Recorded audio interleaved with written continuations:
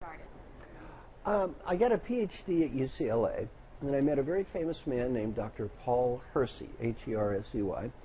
And Dr. Hersey was the dean of the business school, ironically, at the United States International University, which later merged with the California School of Psychology and became Alliant University. And he was actually dean of the school that ended up being named after me. Neither of us knew that. He ended up getting the first honorary PhD from the school. So that was very ironic. So I met Dr. Hersey. I didn't go to work there, but he let me follow him around. So I got to follow him around. He's a very distinguished man, a very excellent speaker. I got to learn what he did. Yeah. And one day he became double booked.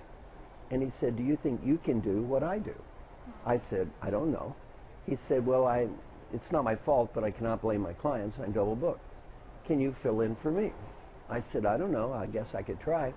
He said, "I'll pay you $1,000 for one day." This was about 29 years ago. I was making $15,000 for 1 year. So I said, sign me up. Yeah. I did a program for the Metropolitan Life Insurance Company in New York. Very, very senior people. I was probably saved because I was bald and I looked older than I was. And I was too stupid to realize how important these people were. And I was very successful. So of 2 weeks of speakers, I was the top ranked speaker. He called the client up expecting them to be angry.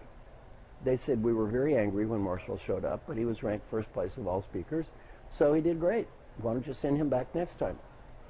Paul said, thank you. He was going to reduce the fees from his $2,000 a day to my $1,000. Yet the client was happy.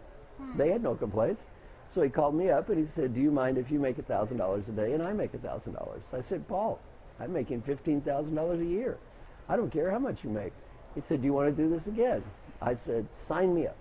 That is, now you have to realize this was many years ago. That's how I got into business.